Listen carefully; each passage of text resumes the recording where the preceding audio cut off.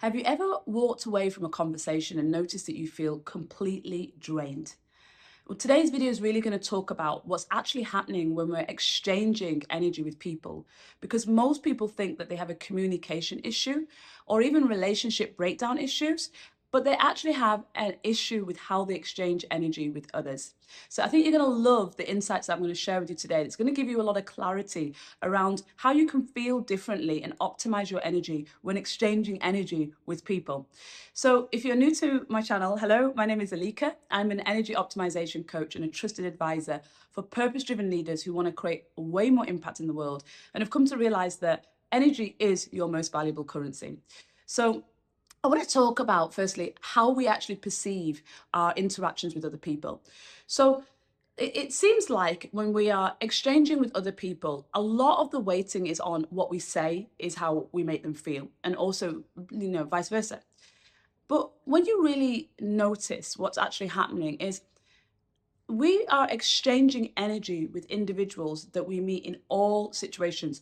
Whether you are walking down the street and you do not talk to the person that's passing by you, or you are running down the river or wherever you may be running and you give that nod to the runner that's passing the other way, or the cyclist, whether you're in the car and you look to the other person that's in the passenger seat, or even a car passing you, or you are in a meeting and you're literally sat face to face exchanging energy. It's all the same. It's the exchange of energy.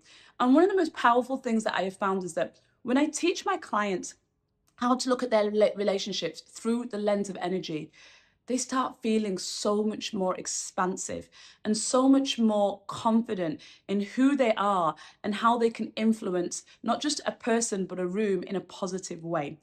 Equally, they understand deeply how to protect their own energy from things that just feel like big drainers of their energy in relationships. And it comes as no surprise whenever we think about health and well-being, relationships should always come at the top of that list, especially as humans being social creatures that really lean on each other for part of our survival instincts. So how do we actually perceive currently that this happens in terms of our energy exchange? Well, we know really that when we are exchanging energy, we've already studied that our emotions affect people, and how the tone of voice, the expression, and even when somebody is highly emotional, it's a very big charge of energy. So that can kind of feel like it either regulates or dysregulates you. So when we even think about a person, we can even sense that their body language affects us. So this is something that body language is so deeply studied. So you can see when somebody's confident by their body language, right? Back straight, shoulders upright, looking forward, looking upwards. Whereas, somebody that lacks confidence or self-worth, maybe more hunched over, may head more head down. So when we think about public speakers, a lot of the clients that I work with, they have to speak a lot on professional stages and to conferences or communities. And being a strong public speaker is a lot about body language and how you present yourself energetically there. So these are the things that we study very deeply. Now, a lot of studies recently are talking about nervous system, which is great. So we know that human beings can regulate each other's nervous system. So I think back to the earliest learnings of that, which is as a child. So a child learns how to regulate their emotions traditionally through their mother, through a process that we call pair bonding, where the mother holds the baby close, ideally on the heart, and when the emotions are moving through the baby, the mother is able to regulate the baby's emotion by literally that skin to skin or heart to heart contact and that feeling of touch. We know just through studying the effects of physical touch on a human that we can really affect somebody's nervous system and regulate them by touch. Or, as we know, somebody can also feel completely dysregulated by touch. So look at all cultures around the world and you'll see that they have a different relationship to their closeness and physical touch. So when I think about places like India, or even in Latin America, or Latin parts of Europe, the closeness is a lot more close, and the physical touch is a lot more close. I think about places like Holland, where they have 3 kisses, instead of the French 2 kisses. Whereas I compare that to when I lived in Asia, and there's a lot more distance between people. You're more likely to put the hand out and shake than you are to go in for a hug. So this is all because even our touch affects the energy exchange that we have with others. So we deeply know that we are able to impact people through our energy before we even talk about language. Now, when we go onto language, of course, we put a very heavy weighting on language, especially in the Western world. And we are very mindful about the things that we say, or mindful that we shouldn't say certain things. And so, when it comes to just like swearing normally in a general conversation, that is frowned upon, because we know that the language and the words that we choose when we swear is considered to have a lower frequency, right? It's a low vibe to swear just unnecessarily. Whereas people that have a more extended vocabulary, they're going to choose more, I suppose, more complex words and choices of words when they're speaking. And so we know just through languages, when somebody speaks multiple languages, they often can find it very frustrating, where sometimes they're speaking a language that feels very limited in their expression. I know the French people explain this when they're trying to speak English. It's very difficult to express themselves with the limitations of words. I think love is always a really good example that I think of, that there could be like 5 different words for love in Greece, and then in English, like, you love your bag in the same way that you love a person. There's just one way to love. So these are all the ways that we know that we put this weighting on the words that we use to try to influence or express ourselves with other people.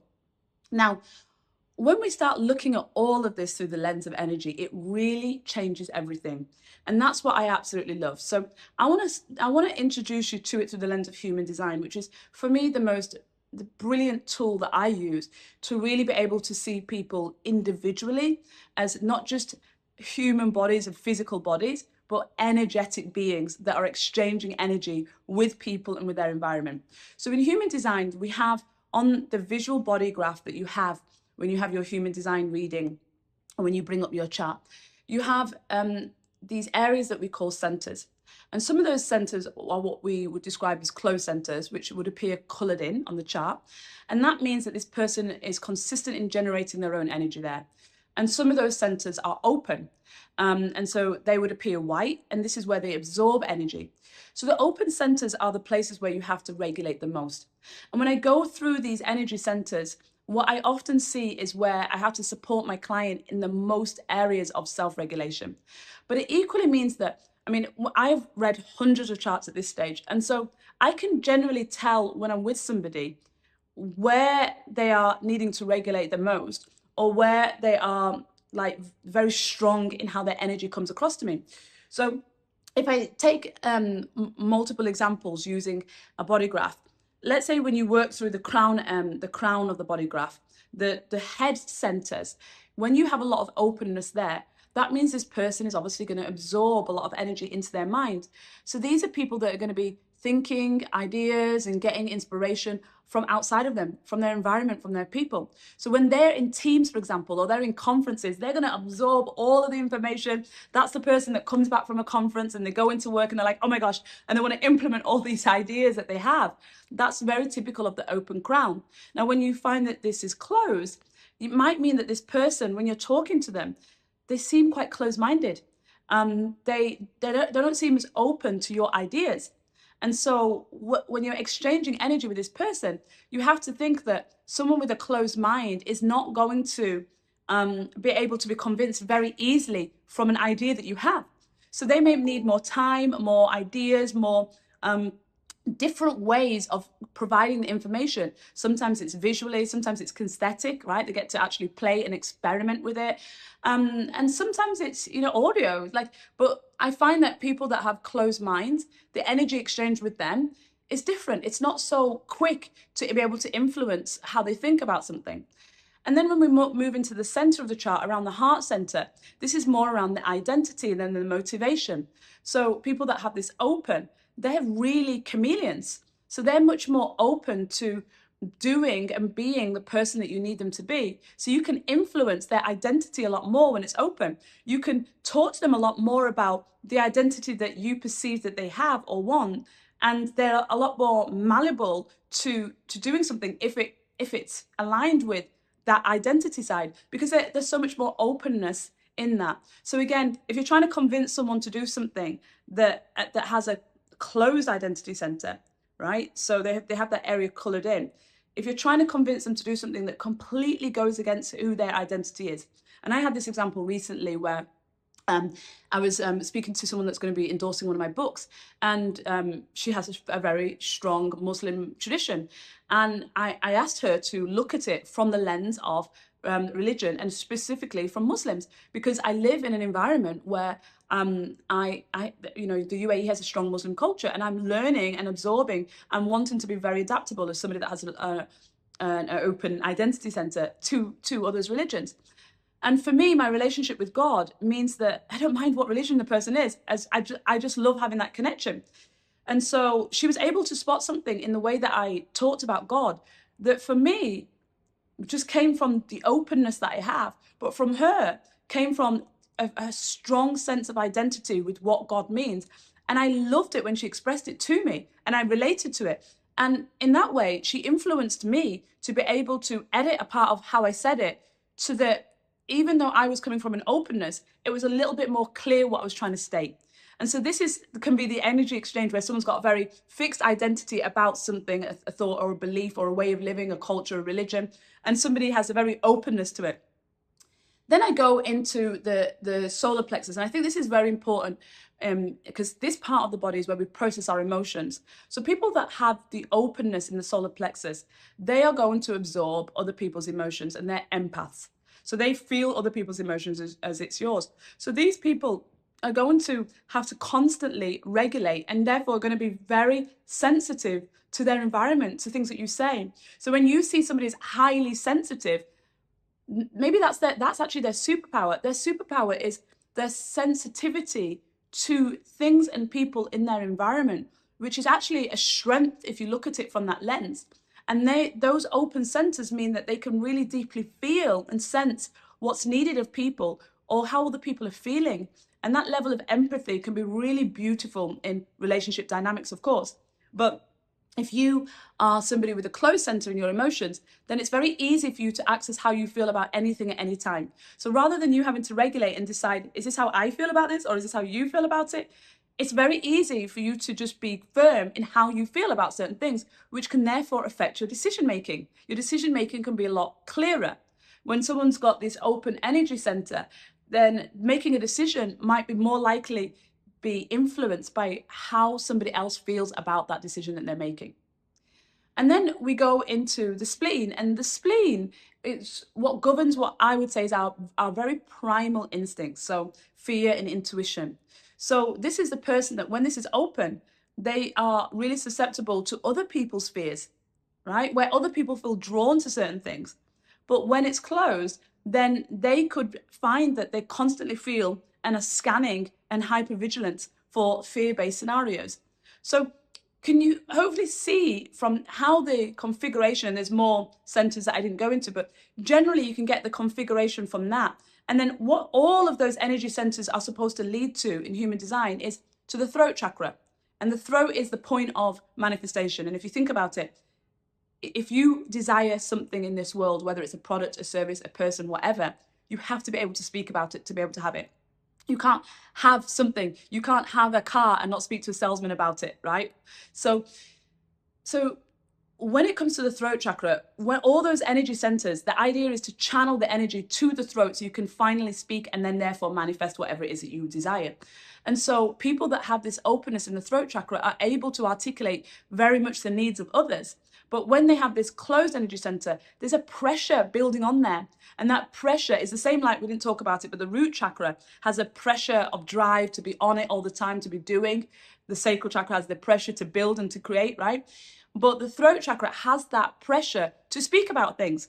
And so, I want to give you a couple of examples of what I experienced recently when I was working with a few clients around this, and also as a personal experience. So I had a client recently, and we were doing some deep work around how her daughter, who is just an amazing big energy expression in this world, and highly sensitive, emotionally sensitive, beautiful girl.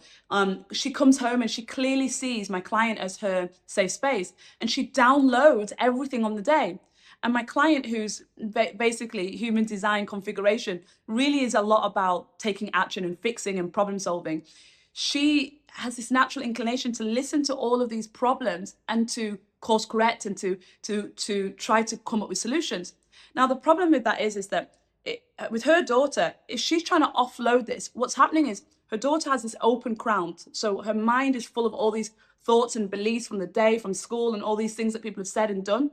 And what she's trying to do with this closed throat center, was with all that energy that's building in her throat, is she's not been able to say what she thought or wanted to say at school, and she suppressed that. She's trying to clear all that. Now, if somebody's trying to clear the energy and they've got that throat chakra energy, and they're just downloading on you, and you interrupt with something that they should do or what you think about it, or you just interrupt their flow of energy, you almost need to imagine that energy goes back inside of them, and so they still feel blocked. So what happens is this kind of looping, and it feels like they're ruminating and they're going over and over and over the same point, but it's actually because they've not been given the chance to clear the energy.